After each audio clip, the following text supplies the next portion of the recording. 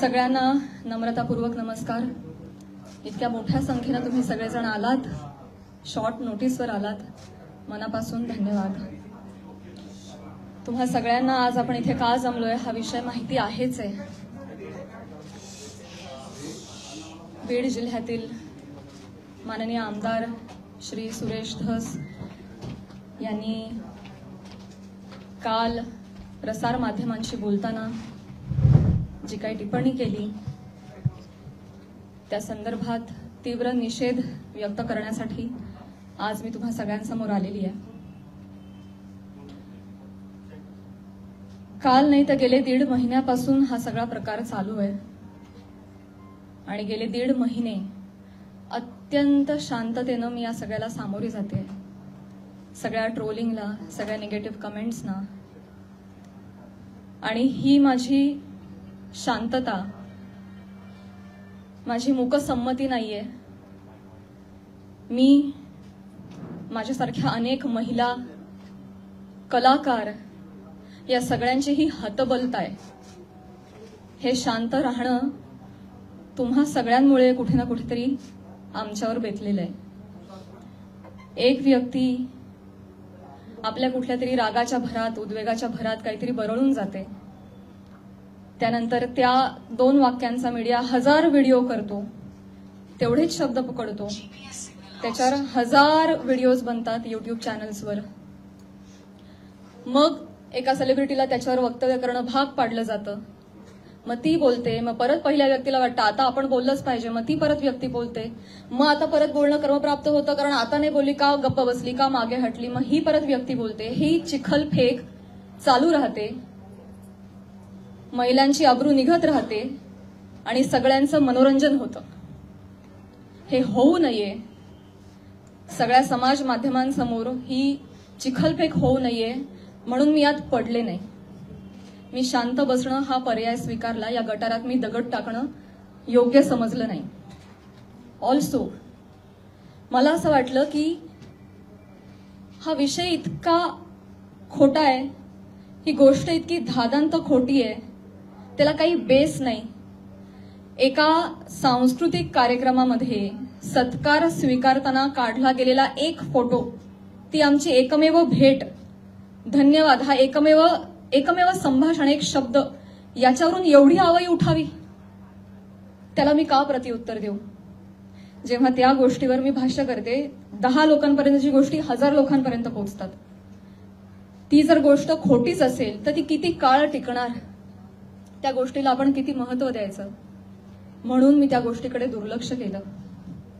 शांत बसणं मी योग्य समजलं आणि याला भरपूर साथ होती ती मी ज्या व्यक्तींबरोबर काम करते, ज्या संचाबरोबर काम करते, माझं कुटुंब, माझा मित्रपरिवार, सगळे आप्तेष्ट, महाराष्ट्रातली जनता, प्रेक्षक ज्यांचं प्रेम आहे माझ्यावर, कोणीही माझ्यावर एका शब्दानेही कधी शंकेच्या दृष्टिकोनातून पाहिलं नाही, कधीही मला विचारलं देखील नाही।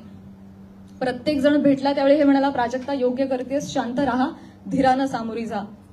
या अशा आवया उठतात आणि निघून जातात, सरपास होतात, तू शांत राहा, धीरानं सामोरी जा। ह्या सगळ्यांचा माझ्यावरचा विश्वास नाही, मी आधी पूर्ण करेन माझं सगळं। माईकमध्ये सर्व इको होतो, त्याच्यामुळे तुम्ही फक्त माईक तुम्ही बोला। Sorry for interrupt.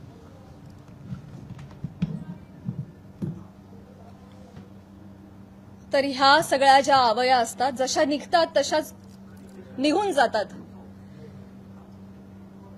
असं सगळं असल्यामुळे आणि या सगळ्यांचा पाठिंबा आणि माझ्यावरचा विश्वास इतका दांडगा होता, ही माझ्यासाठी अत्यंत जमेची बाजू होती।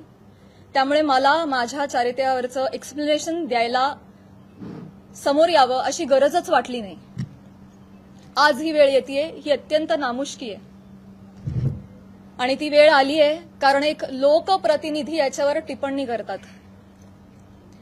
एखादी रूमर आहे, रूमरचंही खरं त्याला स्थान नाहीये, पण एखादी असंच उठलेलं वावटळाविषयी जेव्हा लोकप्रतिनिधी, जे लोक ज्यांना आपण जनतेनं निवडून दिलंय, आपले प्रश्न विधिमंडळात जाऊन त्यांनी आपले प्रश्न मांडावेत, आपल्यासाठी न्याय मागावा, आपल्या हक्कांचं रक्षण करावं, आपलं रक्षण करावं, अशी ज्यांच्याकडून आपली अपेक्षा आहे, अशी मंडळी जेव्हा आपल्यावर चिखल फेक करतात तेव्हा ही गोष्ट गांभीर्यानं घेण्याची वाटली मला, आणि म्हणूनच आज मी तुम्हा सगळ्यांसमोर आले. काल जर हे असं बोलले नसते तर मी तशी शांत बसले होते आणि मी याच्यावर कधी कधी भाष्य केलं नसतं.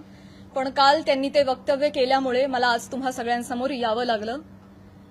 कारण जेव्हा एक लोकप्रतिनिधी असतो जो हजारो लाखोंचं नेतृत्व करतो, लाखो जनता त्यांच्या विचारांना फॉलो करते, जेव्हा ते बोलतात तेव्हा त्यांची विचारधारा लाखोंची विचारधारा होते, ते त्या गोष्टींवर कुठेतरी ठसा उमटवतात आणि खरी आहे असं भासवतात, तेव्हा मात्र ही फार गंभीर बाब होऊन जाते.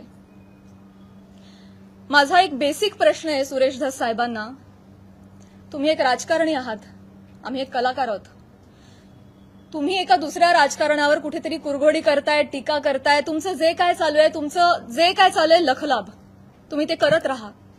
या सगळ्यांमध्ये तुम्ही कलाकारांना का खेचता?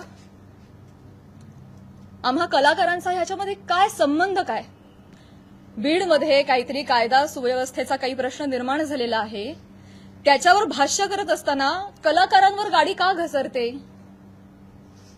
बर, ते इव्हेंट मॅनेजमेंट विषयी काहीतरी सांगत होते की यांच्याकडून शिकावं इव्हेंट मॅनेजमेंट. मान्य. पण मग महिला कलाकारांचीच का नावं येतात? का परळीला कधीच कोणी पुरुष कलाकार गेला नाही का कार्यक्रमाला? त्यांची नावं का नाही येत?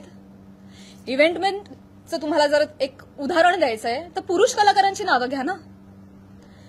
महिलांची नावं घेऊन अतिशय कष्टानं ज्या महिला अतिशय छोट्या फॅमिलीमधून येऊन संघर्षमय आयुष्य जगत मोठ्या होतात आणि आपलं एक नाव कमवतात, त्यांची प्रतिमा ते असं बोलून डागाळतात. हे कितपत योग्य आहे? तुम्हाला उदाहरण द्यायचे, तुम्ही पुरुष कलाकारांची नावं द्या. पण त्यांनी तसं केलं नाही.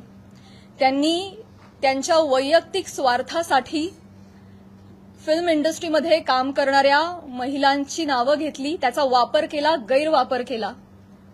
त्यांनी स्वतःचा टीआरपी वाढवण्यासाठी महिलांची नावं घेतली, अतिशय कुत्सितपणे टिप्पणी केली, अतिशय कुत्सितपणे. एक कलाकार म्हणून वेगवेगळ्या शहरांमध्ये जाणं, प्रेक्षकांचं मनोरंजन करणं हे कलाकारांचं काम आहे. आणि फक्त परळी नाही, महाराष्ट्राच्या कानाकोपऱ्यात जाऊन मी याही आधी कार्यक्रम केलेले आणि यापुढेही करत राहणार, आणि सगळेच कलाकार करतात. याआधीही हजारो नेत्यांबरोबर, प्रतिथयश क्षेत्रातल्या सगळ्या मान्यवरांबरोबर फोटो आहेत. मग तो फोटोचा रेफरन्स उचलून तुम्ही कोणाही बरोबर असं नाव जोडून टाकणार का? हे एक महिला म्हणून, महिला कलाकार म्हणून मला अतिशय ही बाब निंदनीय वाटते. महाराष्ट्रातल्या राजकारण्यांना हे कृत्य शोभत नाही. बरं, ते जे बोललेत ते इतकं कुत्सित आहे. अच्छा, त्या पण येतात का परळीला? अच्छा. कोणाला जर नवा चित्रपट वगैरे करायचा असेल तर परळी पॅटर्न अवलंबावा. त्यांचा जे काय जवळचा पत्ता वगैरे काय म्हणायचंय काय तुम्हाला? तुम्ही फक्त महिला कलाकारांच्या चारित्र्यावर शिंतोडे नाही उडवत आहात, महिलांच्या कर्तृत्वावर सुद्धा तुम्ही प्रश्नचिन्ह उपस्थित करताय. का? कुठल्याही पुरुषाच्या किंवा राजकारण्याच्या कुबड्यांशिवाय एखादी महिला स्वकर्तृत्वावर यशस्वी होऊ शकत नाही का? कष्टांनी आणि मेहनतीनं एखादा माणूस मोठा होतो, याच्यावर तुमचा विश्वास का नाही बसत? ही अशी टिप्पणी करून तुम्ही माझी नाही, आम्हा महिलांची नाही, स्वतःची मानसिकता दाखवताय असं मला वाटतं. आणि ही अतिशय खेदजनक बाब आहे. मला पाणी आणि टिश्यू द्या.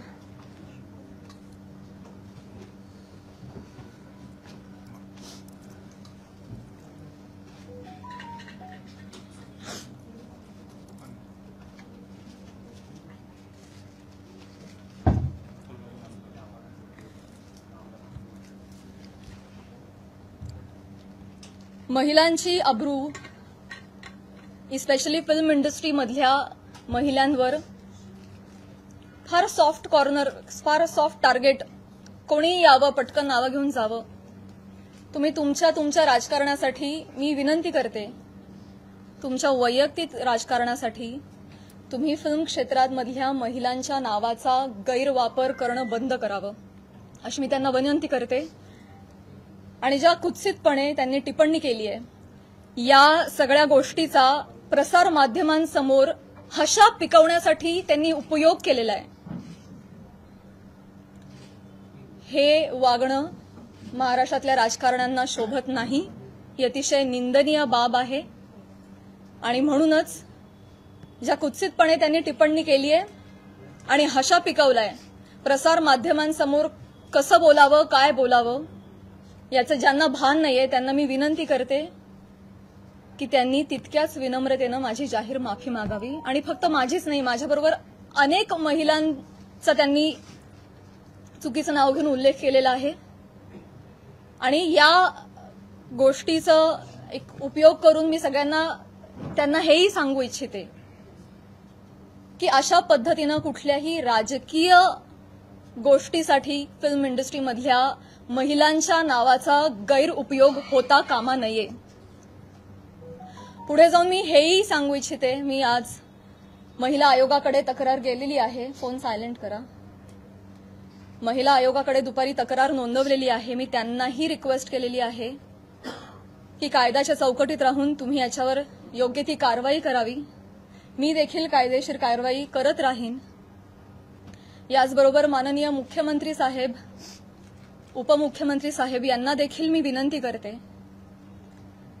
काय या दोन व्यक्ती दोन वाक्य बोलून गेल्या पण प्रसार माध्यमं तेवढीच दोन वाक्य घेऊन त्याचे 1000 व्हिडिओ बनवतात. इतके वाईट मथळे देतात हेडलाईन्स देतात.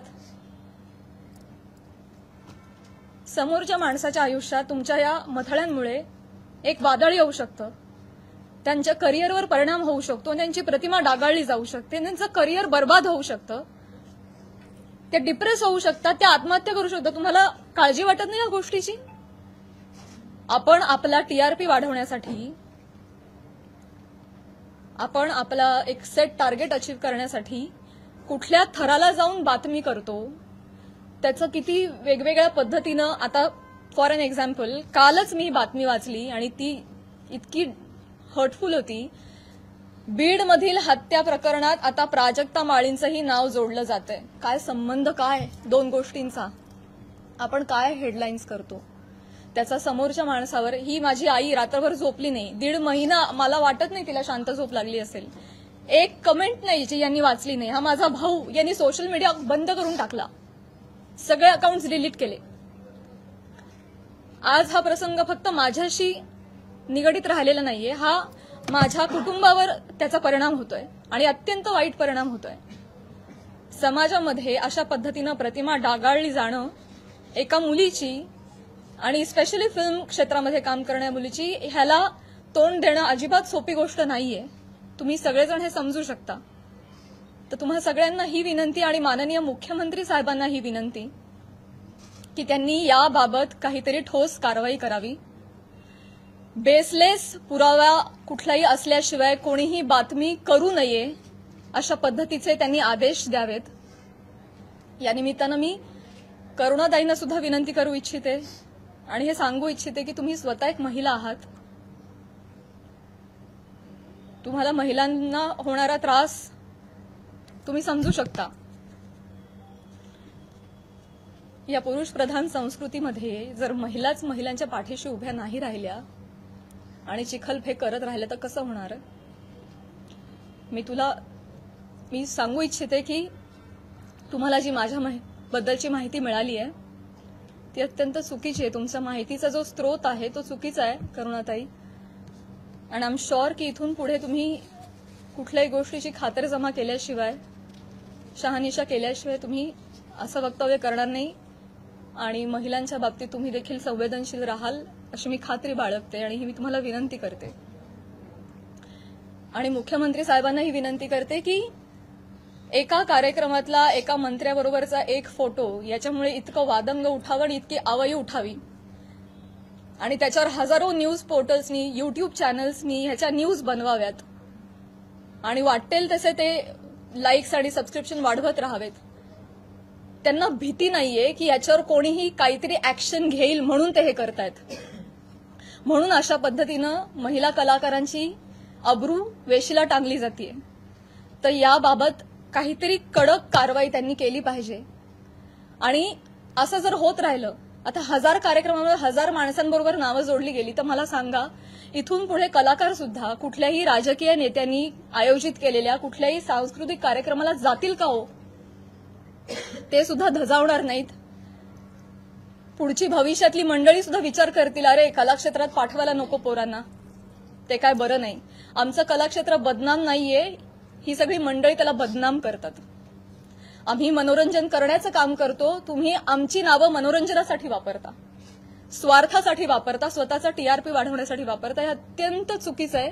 आणि स्पेशली महिलांची नावं पटकन कशी तोंडावर येतात, पुरुषांची नावं का येत नाहीत, यासाठी एक टूल बनवलं जातंय महिला कलाकारांना. ह्याबद्दल मला खेद वाटतो.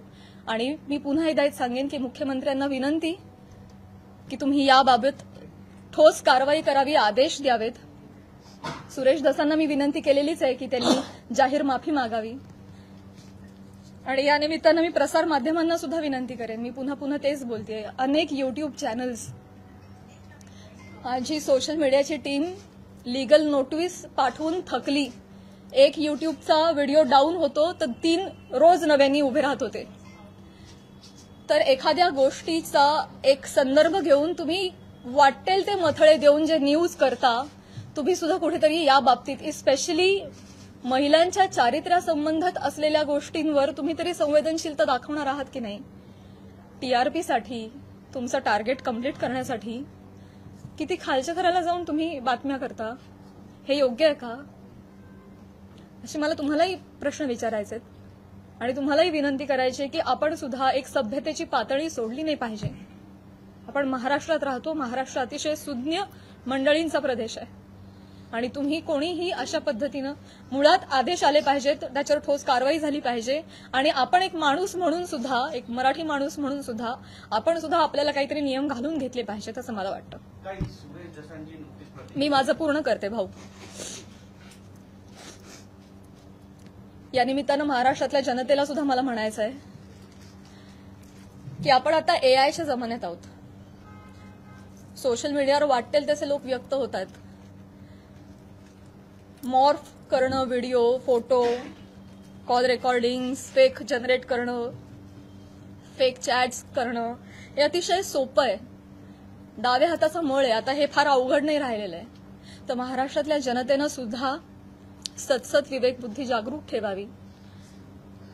आणि आपण सोशल मीडियावर कसे व्यक्त होतो याची सभ्यता पाळावी. आपल्या आई बहिणीच्या बाबतीत जर अशी गोष्ट घडली असती तर आपण असं लिहिलं असतं का, असं त्यांनीही विचार करावा. सारासार विचार करून व्यक्त व्हावं. सगळ्यांनीच ही जी बाब आहे ती अतिशय गांभीर्यानं घ्यावी. इथे मी फक्त माझ्या न्यायासाठी नाही बोलत आहे. इथे मी आज सगळ्या सिने क्षेत्रात, कला क्षेत्रात काम करणाऱ्या सगळ्या महिलांच्या वतीनं बोलतीये. आज त्यांचं प्रतिनिधित्व करते असं मी म्हणेन की समाजामध्ये उजळ माथ्यानं जगण्यासाठी आम्हाला एक फ्रीडम असलं पाहिजे, एक मान सन्मान ठेवला गेला पाहिजे. यासाठी तुम्ही सुद्धा ती डिग्निटी पाळणं गरजेचं आहे आणि तो मान सन्मान देणं गरजेचं आहे असं मला वाटतं. आणि तुम्ही ते कराल अशी मी आशा व्यक्त करते. एक प्रश्न असा होता, आता आपण ज्या पद्धतीने आता एकच प्रश्न आहे, काही सुरेश दास यांनी महिला statement आयोगाकडे टाकलं की आपण माफी अच्छा मागणार नाही. ओके, 1 बाय 1 जाऊया. सुरेश दास म्हणताय प्राजक्ता माळींची माफी मागणार नाही. सुरेश दास म्हणताय प्राजक्ता माळींची मी जाहीर माफी मागणार नाही. मी त्यांना मागणी केलेली आहे. त्यांनी ज्या कुत्सितपणे हशा पिकवण्यासाठी हा मुद्दा उचललाय, ज्याला काही बेस नाही, तर मी मागणी केलेली आहे. आणि मला खात्री आहे की माननीय मुख्यमंत्री साहेब, माननीय उपमुख्यमंत्री साहेब, महिला आयोग याच्यावर कठोर कारवाई करतील आणि योग्य ती गोष्ट घडवून आणतील. महिला आयोगाकडे आपण तक्रार दाखल केलेली आहे. आपण कायदेशीर पाऊल म्हणजे पोलीस स्टेशनमध्ये जाऊन धस यांच्या विरोधात काही तक्रार दाखल करणार आहात का? ज्या पद्धतीने आता ते म्हणतायत की आम्ही माफी मागणार नाही म्हणून, तर आपण कायदेशीर पाऊल नेमकं काय उचलणार आहात? महिला आयोगाकडे तक्रार दिलेली आहे. आज किंवा उद्या मुख्यमंत्री साहेबांची भेट मला मिळणार आहे. त्यांना समक्ष जाऊन मी पत्र देणार आहे. उपमुख्यमंत्री साहेबांना जाऊन भेटणार आहे. त्यांना देखील समक्ष जाऊन पत्र देणार आहे, निवेदन करणार आहे. आणि जर गोष्ट काही घडली नाही आणि ही देखील महिला म्हणून हलक्यात घेतली तर डेफिनेटली माझ्या वकिलांमार्फत मी योग्य ती कारवाई करेन. आणि माझ्या एकटीच्या न्यायासाठी नाही, मी समस्त कला क्षेत्रात काम करणाऱ्या महिलांच्या वतीनं पाऊल उचलेन. भाजपचे आमदार आहेत आणि मुख्यमंत्री गृहमंत्री कारवाई करतील असं वाटतं. आता तुम्हाला एक चान्स दिला ना, बाकीच्यांना पण चान्स. या प्रकरणाची सुरुवात तुम्ही उल्लेख देखील केला करुणा मुंडे यांच्या व्हिडिओपासून झाली होती. तर तुम्ही सुरेश धस यांच्यावरती कारवाई करावी अशी मागणी करताय. करुणा मुंडे यांची तक्रार तुम्ही महिला आयोगाकडे केली का किंवा करणार आहात का? मी ऑलरेडी त्यांना देखील नोटीस पाठवली आहे, करुणाताईंना तेव्हाच पाठवली आणि त्यानंतर त्यांनी काही वक्तव्य केलं नाही, त्या शांत बसल्या. त्यामुळे मी पुढे काही त्यांच्यावर कारवाई केली नाही. डेफिनेटली आहे. मराठी चित्रपटसृष्टी सगळे कलाकार खंबीरपणे माझ्या पाठीशी आहेत आणि मी सगळ्यांचं नेतृत्व करेन. सुरेश धस यांनी ही पत्रकार परिषद आपली चालू आहे त्याच्यानंतर त्यांनी प्रतिक्रिया अशी दिली की हे संतोष देशमुख प्रकरण दुसरीकडे नेण्यासाठी म्हणून तुम्ही ही पत्रकार परिषद. मला हेच सांगायचं आहे तुम्हाला सगळ्यांना, हेच सांगण्यासाठी आज मी आली आहे की तुमच्या राजकीय हेतूसाठी तुम्ही कला क्षेत्रातल्या कलाकारांची नावं का जोडताय? कलाकारांचा आणि राजकारणाचा काही एक संबंध नाहीये. तुम्ही जर कालच्या त्या भाषणामध्ये आमचं नाव घेतलं नसतं तर आज मी तुमच्यासमोर इथे नसते. मी आज माझ्या ज्योतिर्लिंग यात्राला असते. त्यांनी नाव घेतल्यामुळे आज मला इथे बसावं लागतंय. त्यांनी सुरू केली ही गोष्ट. त्यामुळे तुम्ही असा अर्थ जोडू नका, ही तुम्हालाही विनंती. आणि मुळात राजकारणाचा आणि कलाकारांचा काही संबंध नाही. तुम्ही तो ओढून आणू नका. स्पेशली महिला कलाकारांना तुम्ही इथे त्यांच्या प्रतिमा डागाळू नका. येस, हो, इथे मुलगी बोलतीये. या सगळ्या चिखलफेकमुळे कुठेतरी कलाकार कोणत्याही गोष्टीवर भूमिका घेताना म्हणजे काचकूच करतात असं वाटतं का? भीती वाटते ना, कारण प्रसार माध्यमं त्याला चुकीची प्रसिद्धी देतात. मग यामुळेच पुढे कधी म्हणूनच मुख्यमंत्र्यांना मी विनंती करणार आहे की जर कुठलाही पुरावा नसेल तर प्रसार माध्यमांनी स्पेशली युट्यूब चॅनल्सनी जर अशा काही बातम्या केल्या तर त्यांच्यावर कठोर कारवाई करावी. इनफॅक्ट तशा पद्धतीचे निर्देश त्यांनी आत्ताच जारी करावेत. सुरेश धसांनी फक्त माफी मागावी एवढंच तुमची मागणी आहे की कारण जरी त्यांनी माफी मागितली तरी त्यांच्यावर कारवाई करण्यात यावी अशी? मला आहे ना प्रॉब्लेम एक दोन व्यक्तींनी बोलण्याचा नाहीये, या मला प्रवृत्तीचा त्रास आहे. हा प्रघात पडता कामा नाहीये की कोणीतरी काहीतरी फार कष्टाने नाव कमवतं, कोणीतरी एक काहीतरी येऊन बोलून जातं आणि अख्खी इमेज डागाळते. स्पेशली महिलांच्या बाबतीत मी पुन्हा तेच म्हणेन की नाव घेताना त्यांनी 3 महिलांचं का नाव घेतलं? पुरुष कलाकार गेलेच नाहीत का हो परळीला कधी कार्यक्रमाला? मी जेव्हा गेले होते कार्यक्रमाला तेव्हा माझ्याबरोबर सुद्धा प्रसाद खांडेकर, गौरव मोरे ही मंडळी होती. अमीर हडकर, आमचे सगळे कलाकार होते. त्यांची नाही नावं आली.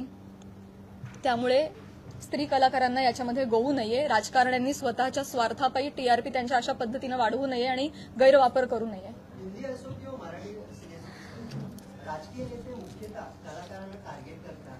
हे हेतुपुरस्सर किंवा जाणीवपूर्वक वक्तव्य केल्यानंतर त्यांना प्रसिद्धी मिळते. मला हे माहिती नाही ते देण्यासाठी असं वक्तव्य होतं असं वाटतंय का? आणि याचा पाठपुरावा म्हणून तुम्ही कलाकारांची काही संघटना बांधणार का किंवा त्यांना एकत्र आणणार का आगामी काळात?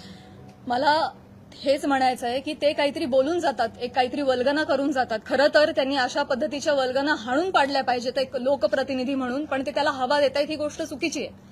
पण त्यांना जेव्हा कळेल पुढे जाऊन की त्यांच्या एका वक्तव्याचे 1000 वेगळ्या पोर्टल्सनी 1000 न्यूज केल्यात, हे त्यांना कळल्यानंतर खरं तर तेही करणार नाहीत, करुणाताई बोलणार नाहीत. पण त्यांना ही पुढे गोष्ट एवढी मोठी घडतीये ह्याची त्यांना कल्पना नसावी कदाचित. मला जेवढे त्या 2 व्यक्ती बोलल्या याचा त्रास आहे तेवढाच त्रास मला प्रसार माध्यमांनी केलेल्या फेक न्यूजचा देखील आहे. सो डेफिनेटली याच्यावर कारवाई व्हावी असं मला वाटतं. या विषयांवर बोलणं टाळतात, सोडून देतात. त्याच्यामुळे तुम्हाला वाटतं का की त्यांना बोलायला वेळ मिळतो किंवा तो चेष्टा मस्करीचा विषय होतो? करुणा मुंडेंनी जेव्हा तुमच्यावर टीका केली तेव्हा जर तुम्ही उत्तर दिलं असतं तेव्हा पुन्हा एकदा तुमचं नाव अशा प्रकारे घेतलं गेलं नसतं असं वाटतं? पुन्हा एकदा मी तेच म्हणेन, पुन्हा एकदा मला तेच म्हणायचंय का कलाकार पुढे येत नाही. मी पहिलं वाक्य म्हणाले की या सगळ्यामध्ये आमची हतबलता आहे गप्प राहण्यामध्ये. का? कारण समाज माध्यमांमध्ये ही चिखलपेक चालू राहते. विषय एवढा असतो कुठेतरी वेगळीकडे जाऊन पोचतो. आज तुम्हाला काय वाटतंय हे चालू राहतं. त्यामुळे कलाकार शक्यतो यामध्ये पडत नाहीत. आणि बरीच मंडळी, मी फक्त कलाक्षेत्र म्हणत नाही, बऱ्याच क्षेत्रांमधली मंडळी गप्प राहणं हा पर्याय निवडतात. कारण हे असं जाहीरपणे चिखलफेक होत राहते. म्हणूनच या संदर्भात जर काहीतरी रूल्स अँड रेग्युलेशन्स आले, कठोर नियम आले की जर या गोष्टीमध्ये तथ्य सापडलं नाही, जर कुठला पुरावा सापडला नाही तर त्यांच्यावर कायदेशीर कारवाई होईल त्या न्यूज पोर्टलवर किंवा युट्यूब चॅनलवर, असा जर आपल्याकडे नियम आला ना तेव्हा जाऊन हे बंद होणार आहे. तर असा नियम काढावा हीच विनंती आहे माझी मुख्यमंत्री साहेबांना. पण तुम्हाला जाणीवपूर्वक टार्गेट केलं जात आहे. नाही असं काही नसतं. त्यांनी मागे नाही मागितले तर पुढची भूमिका काय असेल? मला हा नियम आणायचा आहे. मला या निमित्तानं प्रसार माध्यमांमध्ये जे काही न्यूज होतात त्याला पुराव्यांची जोड नसेल तर तुम्ही ते करू नका, केलं नाही पाहिजे. ते खोटं आढळल्यास कायदेशीर कारवाई होईल अशा पद्धतीचा नियम आला पाहिजे. हे माझं खरं उद्दिष्ट झालंय. आता ते म्हणाले की मुंबईत जाऊन मी बोलणार आहे प्राजक्ता माळीसोबत. स्वागत आहे.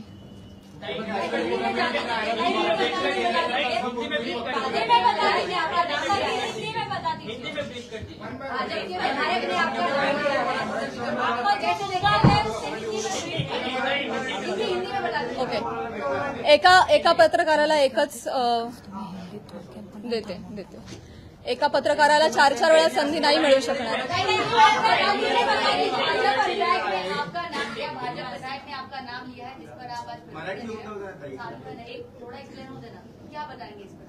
सगळ्यात शेवटी हिंदी बोलू, मराठी अजून 1-2 प्रश्न घेते. सगळ्यात तुम्ही एक प्रश्न विचारला ना?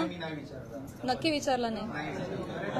माईक खाली त्यांनी असं देखील म्हटलंय की मी असं कोणतंही ऑब्जेक्शन घेण्यासारखं वक्तव्य बोललेलो नाही आणि माझ्यासाठी प्राजक्ता माळी हा विषय संपलेला आहे असं देखील वक्तव्य केलेलं आहे. काय सांगा? मी ते बघितलं नाही, परंतु अच्छा त्या पण आल्या का, येतात का परळीला? अहो परळीला नाही, सबंध महाराष्ट्रात फिरतो आम्ही, देशाबाहेरही कार्यक्रमाला जातो.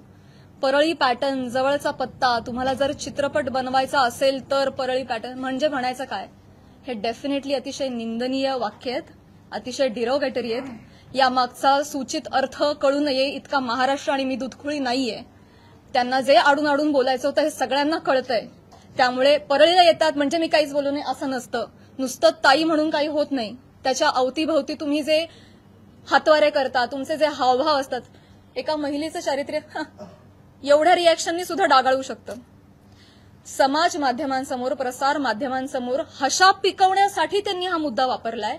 तो डेफिनेटली अतिशय निंदनीय आहे, अतिशय खालच्या पातळीचा आहे आणि तो चुकीचा आहे, याचा मी निषेध करते.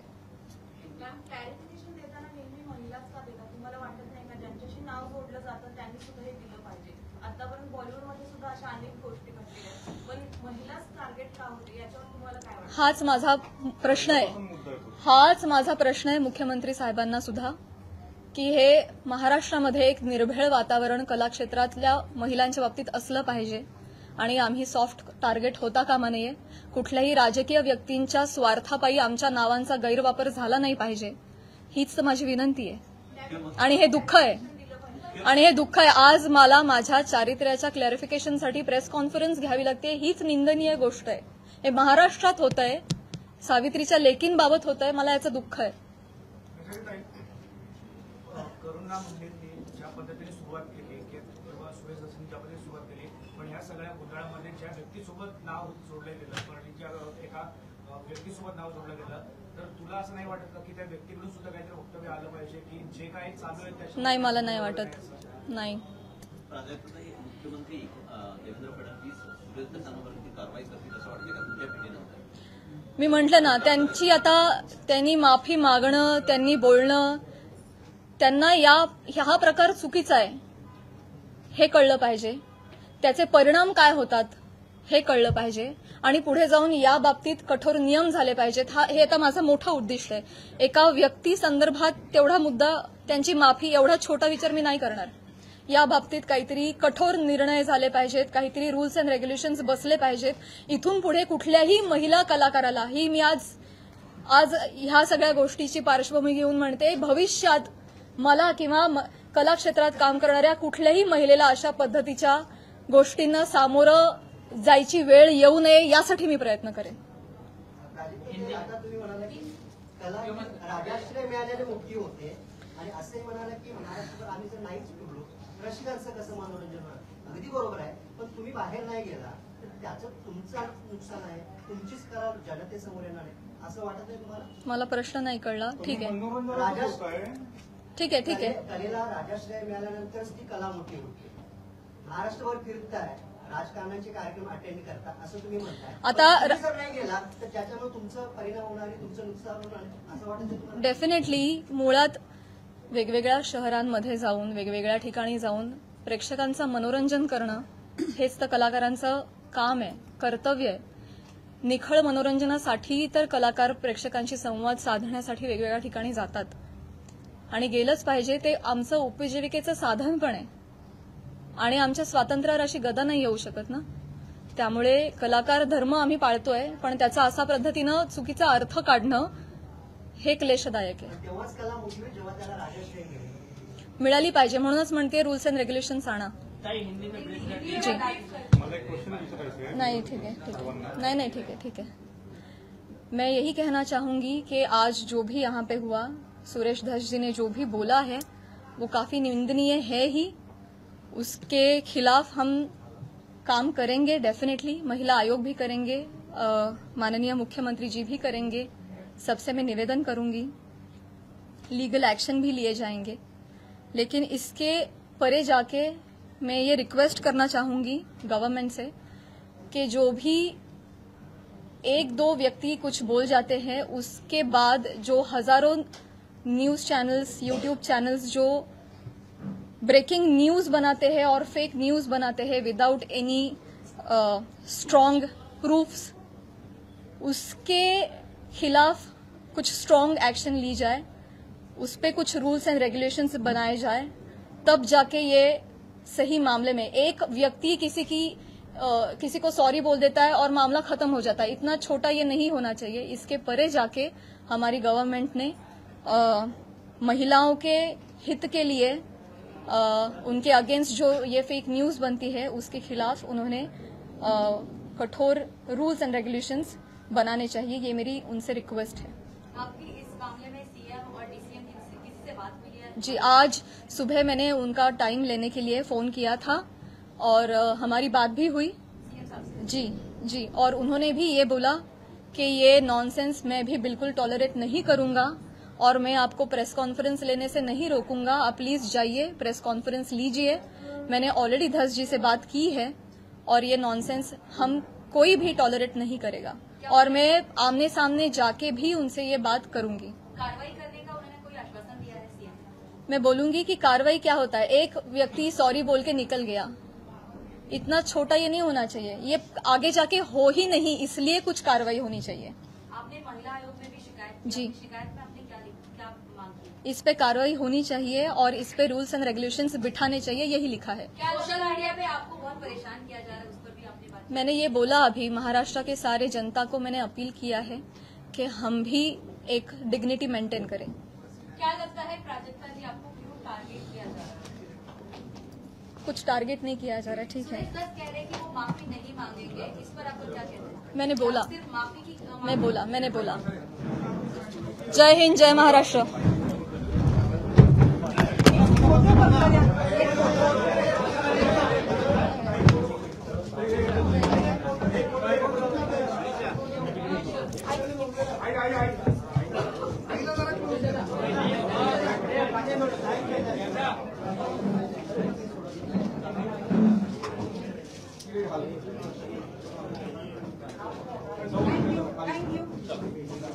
धन्यवाद.